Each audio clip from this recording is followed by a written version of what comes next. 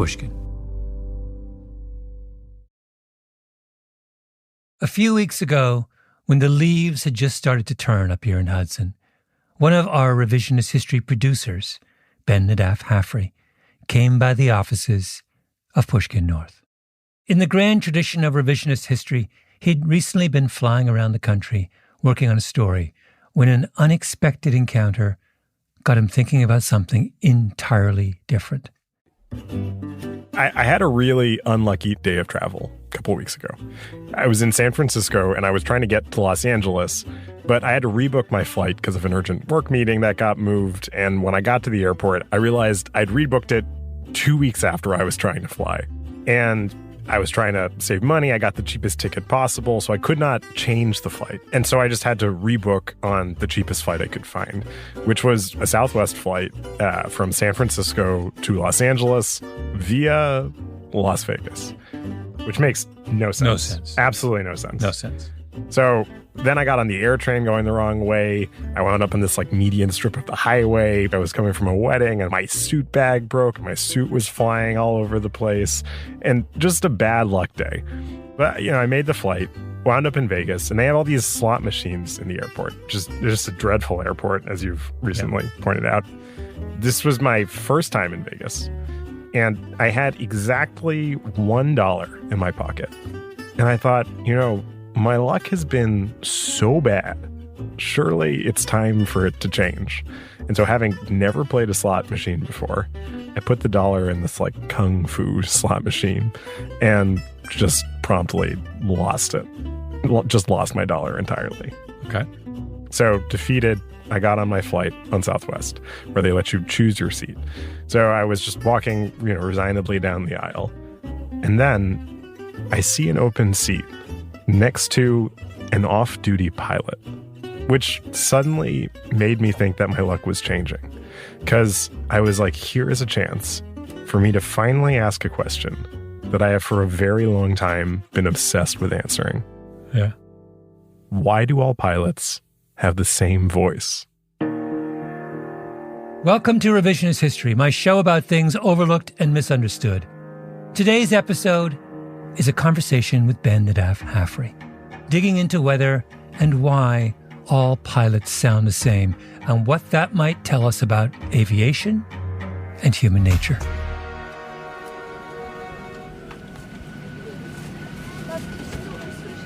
All right, so I'm on this unnecessary flight from Vegas to Los Angeles, and I'm sitting next to an off-duty pilot who I later learned was named Rob. Wait, how do you know he's a pilot? So he's a pilot because he's got the epaulettes on his shoulder, the stripes, short sleeve button-down shirt, and also a lanyard that said Pilots Association or something like that. Dead giveaway. Yeah, you could tell immediately. So I see my golden opportunity, and I ask Rob about pilot voice. Do you have a sense that all people think pilots have the same voice? I definitely have a sense that there's a idea that we kind of make certain noises on the intercom. Jackpot. It's this. I guess my first question to you is: Do you share this sense? If I were to ask you, what does a pilot sound like? Is there a voice in your mind? 100%. I mean, it's the analogy is to in medicine it's bedside manner. Mm-hmm. And what is bedside manner? A lot of bedside manner is just the way in which the doctor addresses you. But I don't feel like there is a doctor's voice in the same way as there is a pilot's voice. No. I think there's a cultural understanding of what a pilot sounds like that doesn't exist for hardly any other social role. I mean, so I was thinking about this. You have all these pilots in the media, like Quagmire on Family Guy. Good afternoon, ladies and gentlemen. This is your captain, Glenn Quagmire. We're looking at about a 4.5-hour flight time today. Giggity. Or Matt Damon on 30 Rock. Well, folks, from the flight deck, it looks like it's going to be about another half hour, and then we'll be on our way. Yeah, so the sound is a universal component of pilot voice. Yeah, universal. And I mean, this is a thing I talked about with Rob. He does Oz all the time. Okay, so where does that come from?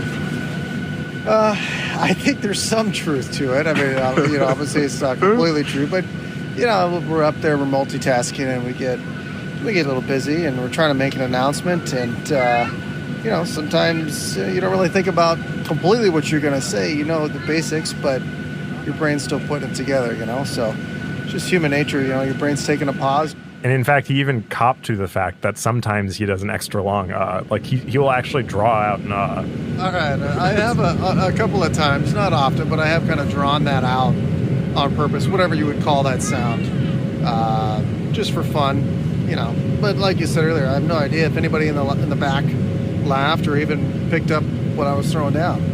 You think you've actually done an extra long, just not ridiculously long, but just enough to. What's an average length? Maybe something like that. That was long. Yeah, but you have to do it in a little bit of a lower tone than that, though. Well, I just want it's got to have that lower tone. Oh my God, Rob is a godsend.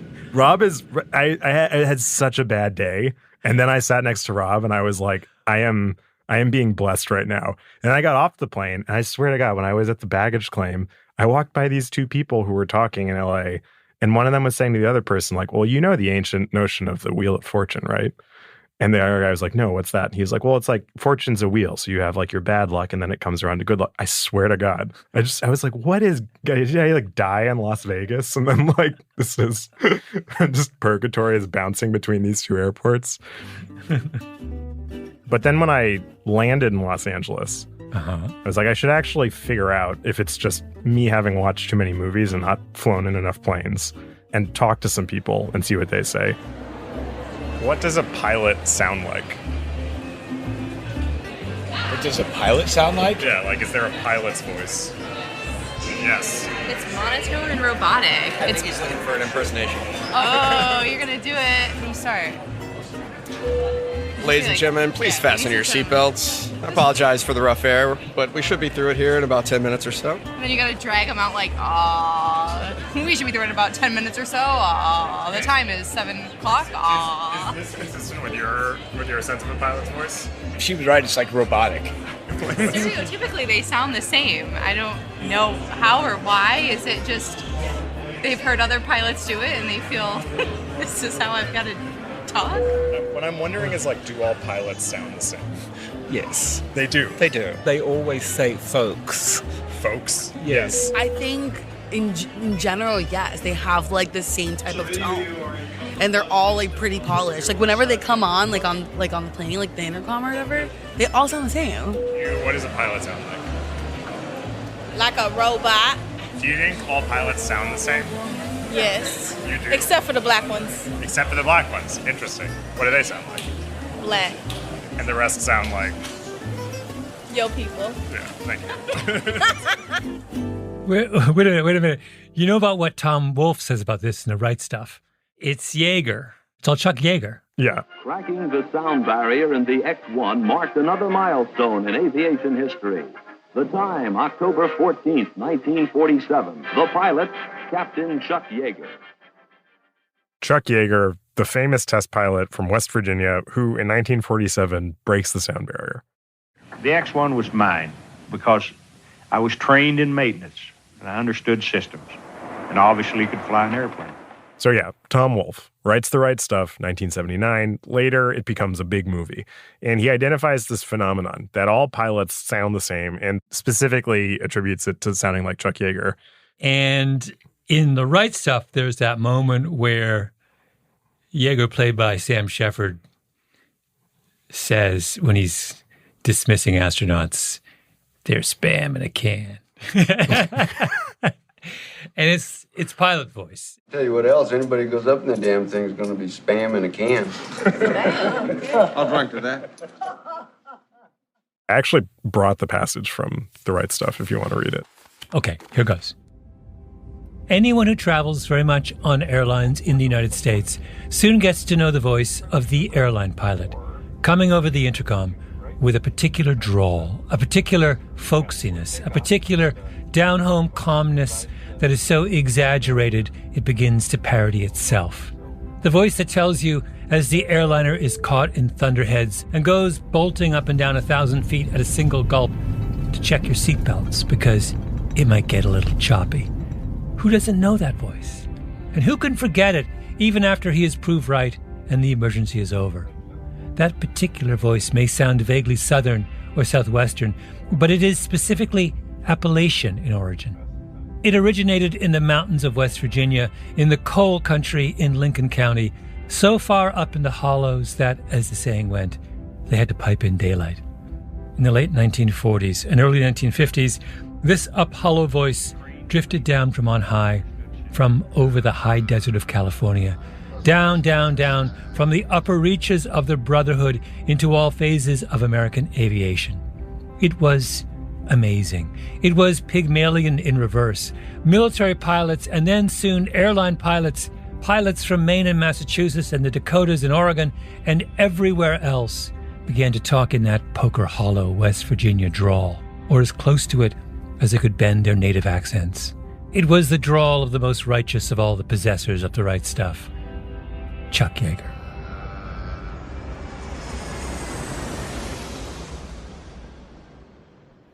Tom Wolfe is so just amazing. So good.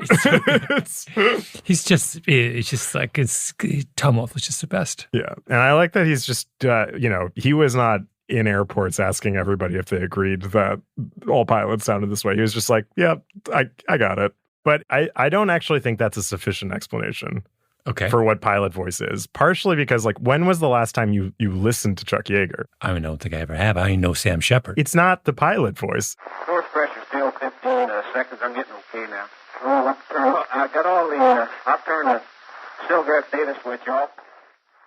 I believe there's some essential Yeagerness that is preserved in the pilot's voice, but it's not like a note for note replication of that thing. I'm as interested in word choice. So folks is clearly huge. There's I have someone at LAX also pointed this out specifically. What are other vocabulary choices that are central to pilot voice?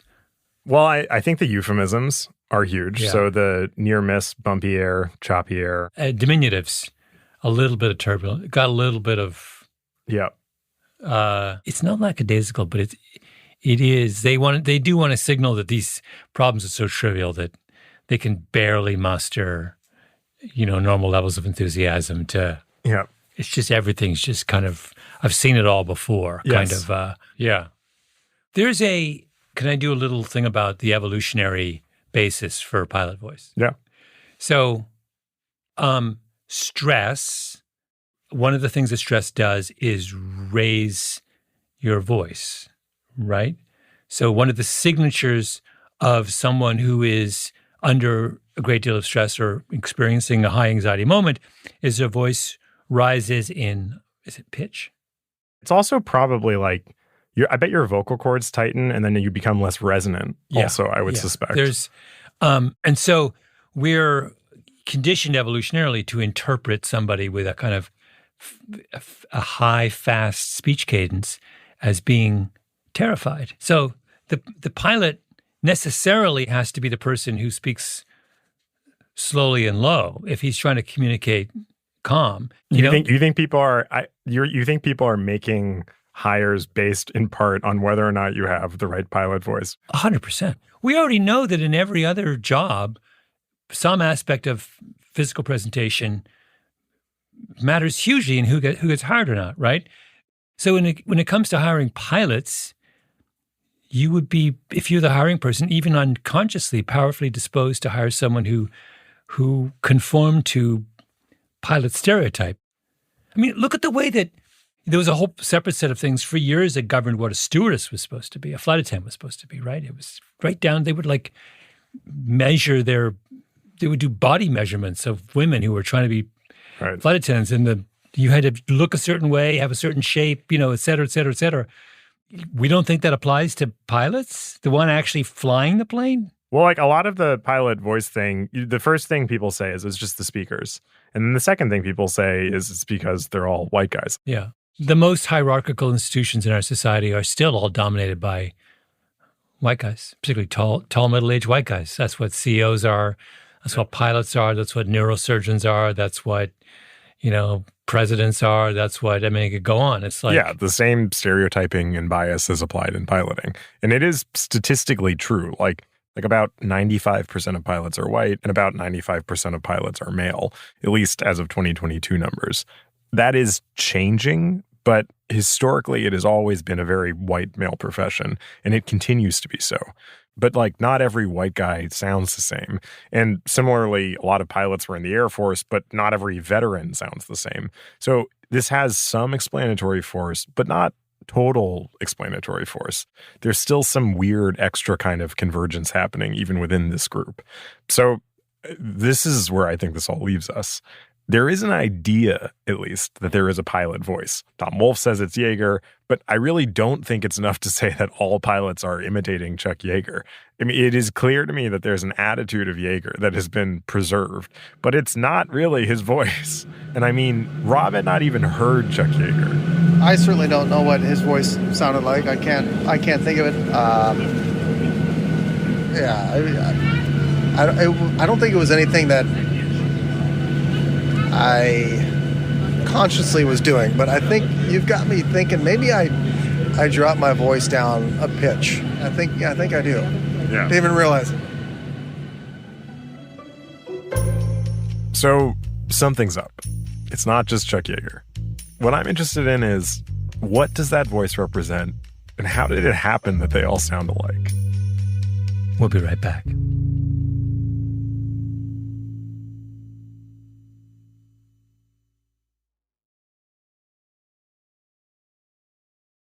Can I do another analogy here? Yeah, please. So I was thinking about this as you were talking, which is there's a whole literature on contrition in the cases of accused criminals.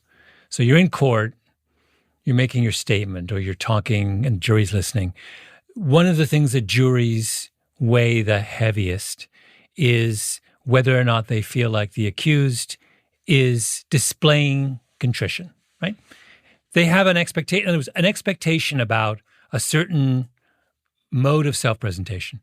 Now, no one really knows what contrition looks like. There actually isn't. We know what happiness looks like. We know what anxiety looks like. We know what anger looks like. We don't really know what contrition looks like. All we know is that contrition is really, really, really important. And in its absence, juries deliver much harsher penalties, much more likely to call you guilty, or the judge is much more likely to give you a long sentence. So there's a feedback loop between the party that's giving a presentation and the party that's listening. And I wonder what the pilot is expected to communicate is competence and reassurance, right? Now, do we have a formal definition of what those things are? Not really, no, not any more than we do for contrition. But that doesn't mean that we don't spend a huge amount of time communicating it. And we kind of know it when we, it's this vague thing that we know of when we see it. People certainly can say he did not, you hear all the time, juries saying, he did not seem contrite, right? Anyway, this is all like a long way of saying this. There is this I agree with everything I say. I would add this, that it's a loop with the audience expectation. Well, so there are these clear ingredients in the pilot voice as it's used by pilots and expected by passengers. You got the drawn-out ahs, the slow pace, maybe a bit of southern drawl. But I want to get into the mechanisms by which a whole profession could converge on a specific voice. So I talked to this speech psychologist, Jennifer S. Pardo, who's the director of the Speech Communication Laboratory at Montclair State University. Called her up, said, I want to talk to you about pilot voice. Ever hear of it? I actually asked my husband about it yesterday. He used to actually do flight training for a while, just, as a hobby. And he said, oh, yeah, there's definitely pilot voice. What did he? And he's like, oh, yeah, it's totally from Chuck Yeager. Yeah, he definitely felt like there was, I wouldn't say pressure, but he definitely felt the need to get into this mode of speaking when he was in flight training to show that he was part of the group here. I was like, really? Why did you never tell me this?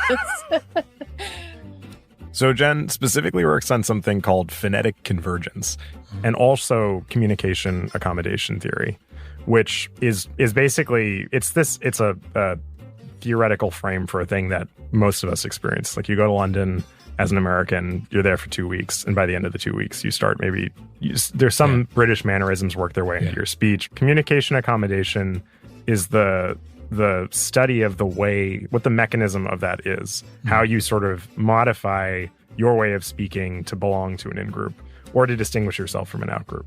And for pilots, it's something that could be happening basically unwittingly because of how much else they're doing in the cockpit. So research in phonetic convergence is trying to really pinpoint some of these internal cognitive mechanisms and how they play around with each other. And this idea of cognitive load and multitasking, right? If it's an automatic process, it's something that would be harder to suppress when you're multitasking. Jen studies this. So she actually looked at like roommates who live together in college and does the way they speak converge over the course of a semester, which often it does. But she said an interesting thing, which is we tend to think of communication as a one-way thing, like broadcasting functionally, but it is a two-way thing. So half of it is how you're communicating, half of it is how you're being perceived. Like if you really were to look at it, like really, really look at it, like take a recording, compare the recording, right, to other recordings, put it in a scientific setting, in a scientific experiment, you'd probably find more differences than similarities. But the similarities matter maybe more, right? So there is this other thing going on where socially or psychologically, because we believe it to be true, we look for evidence that it's true every time we hear it. And if we don't get the evidence from one aspect of the way the person is talking, we might see it in another aspect of the way that the person is talking, right? If it's not there in the vocabulary, it might be there in something about the sentence structure, or it might just be that they all went, right? It could just be one little thing that they're all doing, and we're like, okay, they did it, right? They did the thing. I do think that is a crucial element to the pilot voice thing. Of course, it's not true that all pilots have exactly the same voice, but insofar as the majority of people I've spoken to, most people you come across on the street, if you ask them this question, what does a pilot sound like, have the same voice in their mind. Some of that is just projection. And I think it's projection from a place of needing security, having the question in the back of your mind of your pilot, that Tom Wolfe question, like, do they have the right stuff? Yeah. And so there is that kind of, that's part of this projection thing you're referring to as well, like the expectation thing. But it's interesting because you see and interact with flight attendants, but you typically do not see the pilot until the plane has safely landed. So the only point of contact you have with your pilot up till then is the voice. Yeah. Which they're also aware of. And also it's this crazy situation of they are speaking to several hundred people, all of whom have some kind of background anxiety about flying, which is, in my opinion, just a completely unnatural thing to do. Like, we were not given wings for a reason. Yeah. So you're rocketing through the air in this metal tube, and human error is the number one cause of plane accidents. So you only have the pilot's voice as a way of judging how competent this person is at their actual job, which is something they also are aware of. I actually talked to a captain named Karen who's been flying for a few decades, and she was perfect for this because in addition to being a captain, she teaches at something called the Fear of Flying Clinic, which is ironic because... My last name is not a great pilot name, so... You want to share your last name? My last name is Stahl, and even though there's an H in it, it sounds the exact same, so... People will hear it. So I never say this is Captain Stahl. I always say this is the captain speaking, but I always break that up just so that if there is someone back there who's feeling, nervous about flying, they're gonna be like, okay, that's a sign. I got to get out of here. Captain Stahl. Yeah, that's really unfortunate. I think it's hilarious. So Captain Stahl, airline pilot, also an expert on why people are terrified of flying, something she can empathize with because she herself really dislikes public speaking. Can I ask, when you were starting, did you feel when you made your first PAs, okay, I know what a pilot's supposed to sound like, and how do I do my version of the voice? Or how conscious were you of this thing? Oh, I was terrified because I would imagine everybody's listening, tuned in and going, oh my gosh, who is that? And her voice doesn't sound like what I'm expecting up there. And And also not even just that, I just wasn't comfortable with a microphone in my hand. So I guarantee you my voice was not reassuring when I was making my first PA because I was too nervous. I was very comfortable with the flying part, but not with the making PAs. I would also say it's always male that you hear as a pilot voice when somebody's talking about the pilot voice. So that's one thing about being a woman in this job is trying to get that voice out there for the girls and for the boys, for just people in general to know it's not all just guys flying the plane. She has a great voice, doesn't she?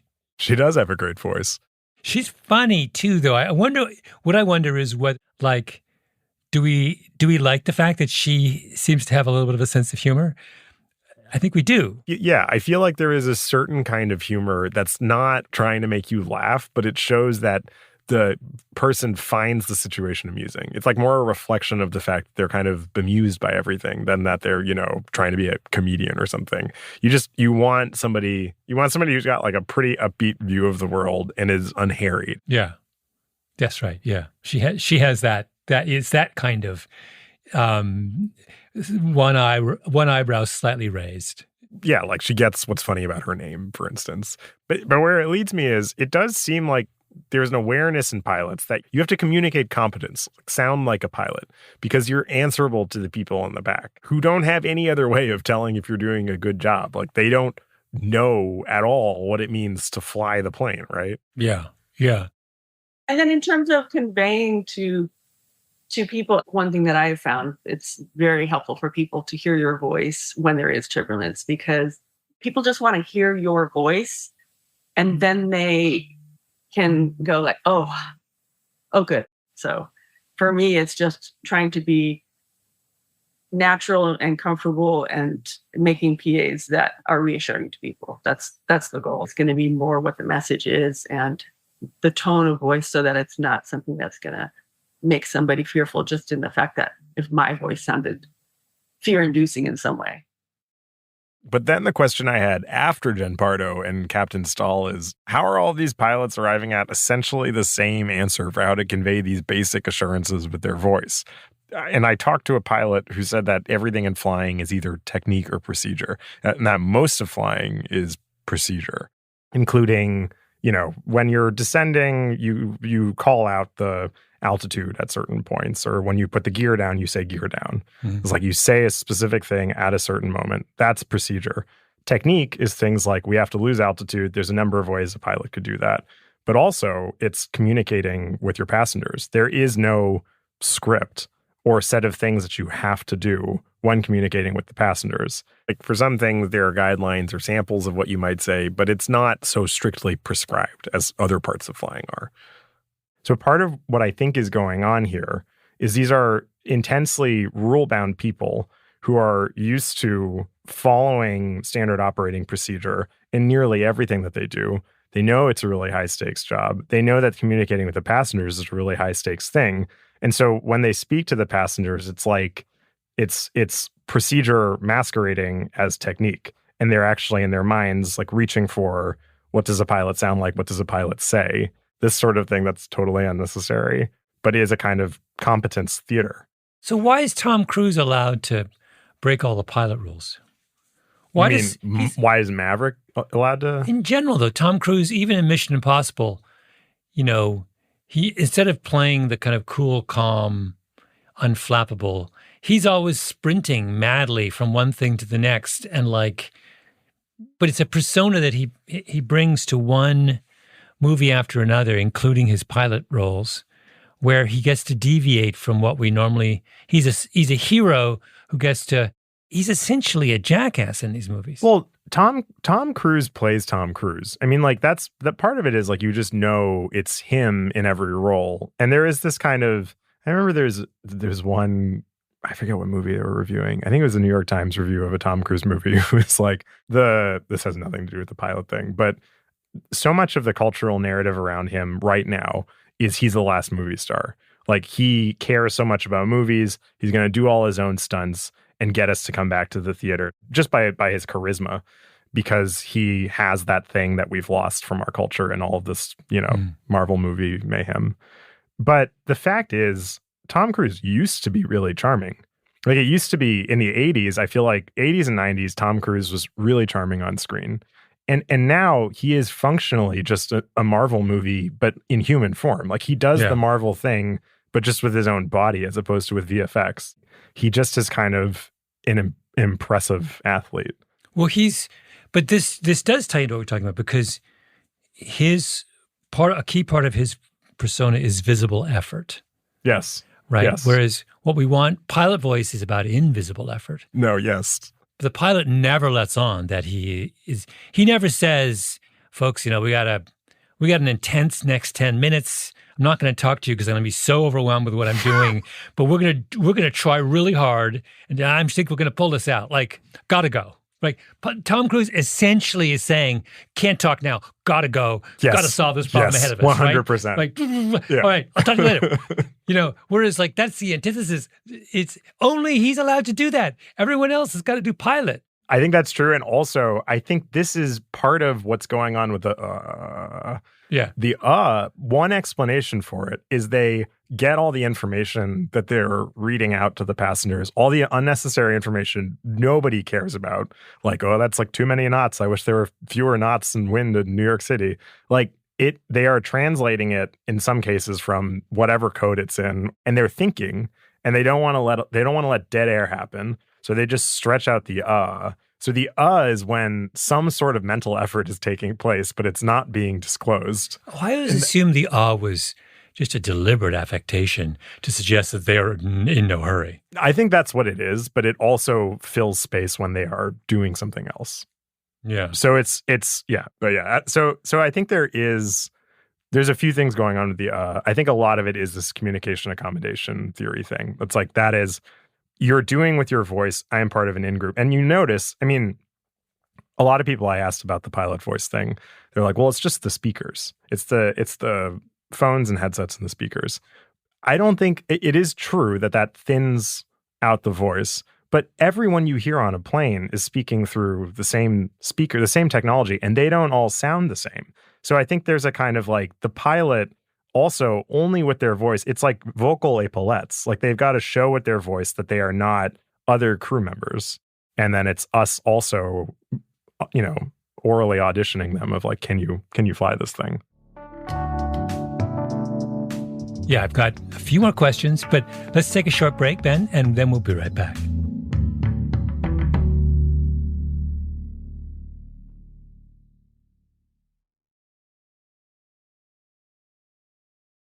Okay, we're back. I do. There's one other thing that's interesting to me. Are you familiar with the sterile cockpit rule? Keep going.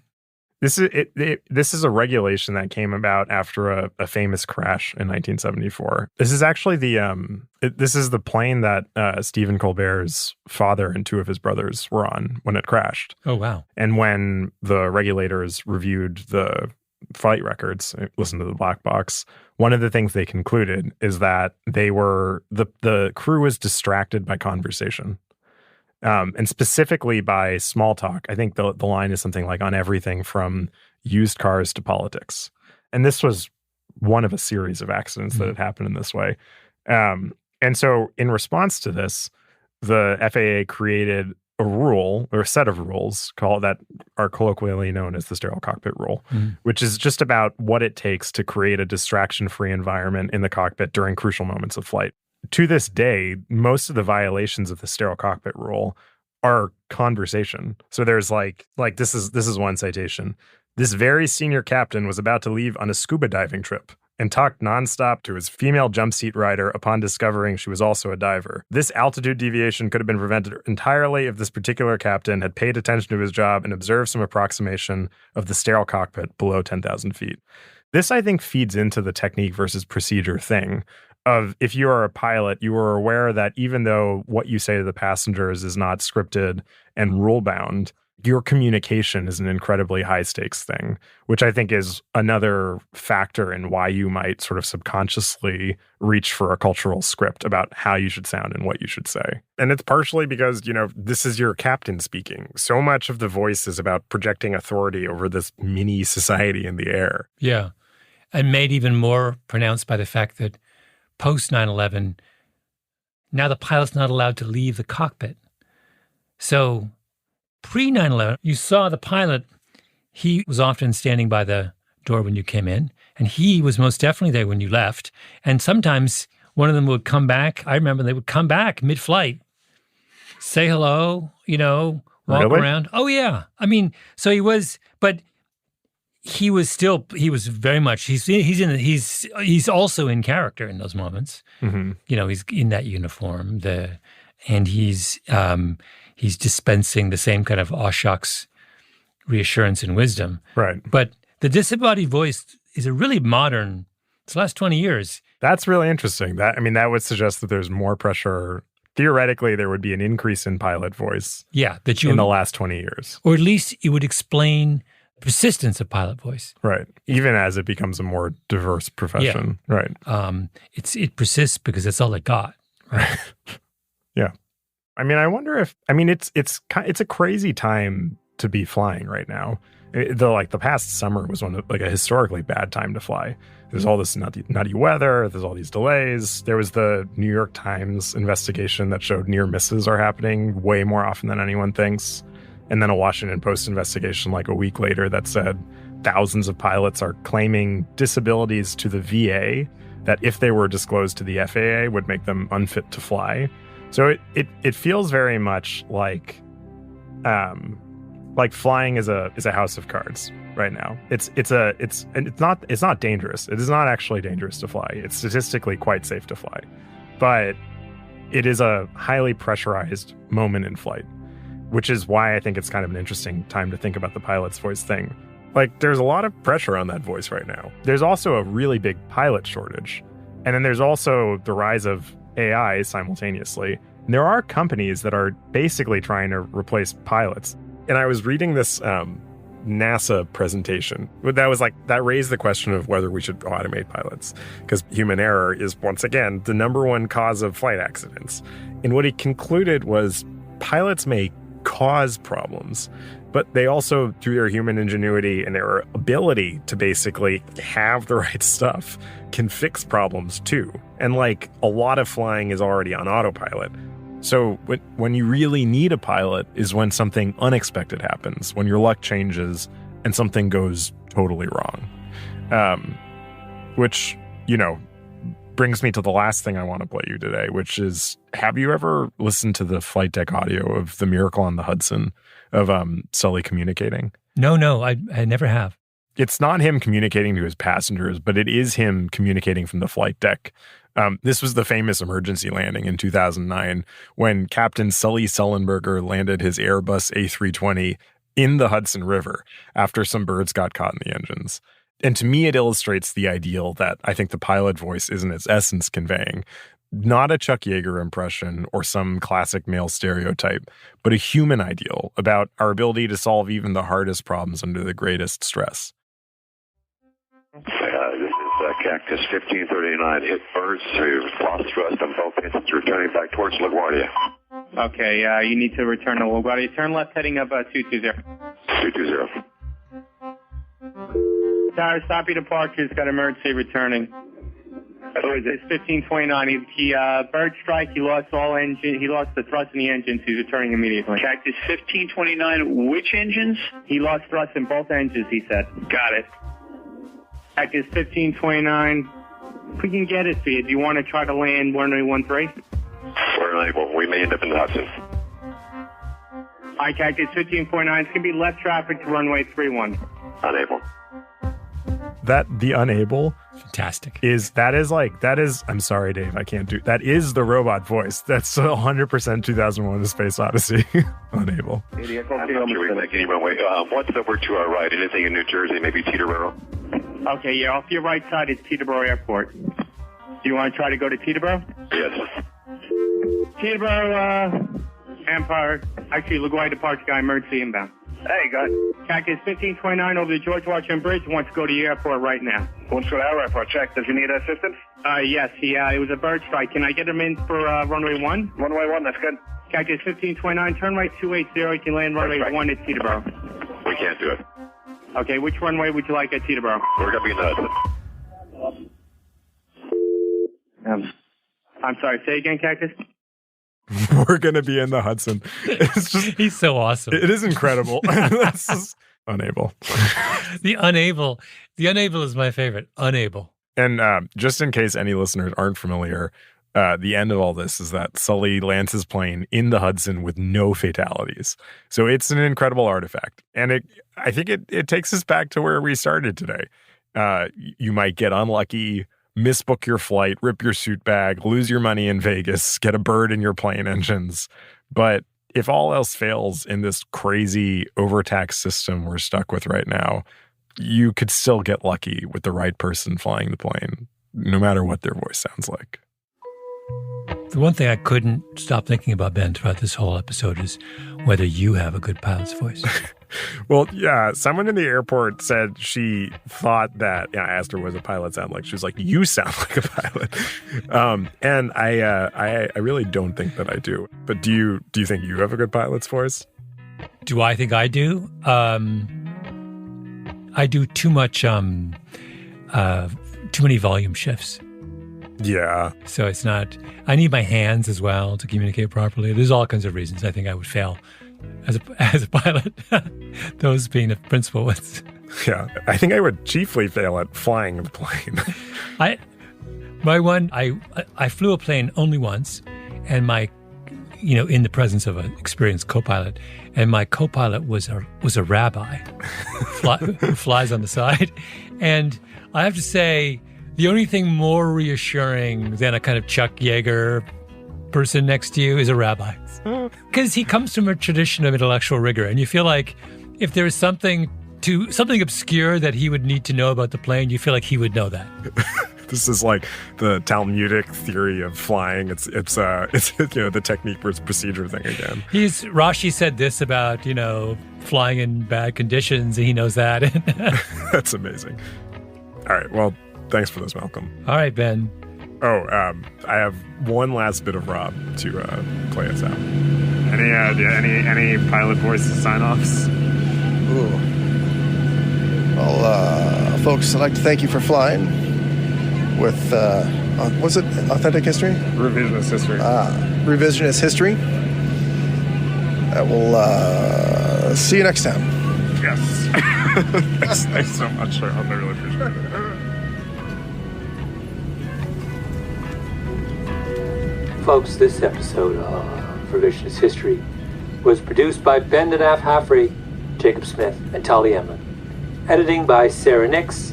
Original scoring by Luis Guerra. Mastering by Jake Gorski. And engineering by our very own Neil Lawrence. Special thanks to Richard Doze and Patrick Smith. Folks, I'm your captain, Malcolm Gladwell.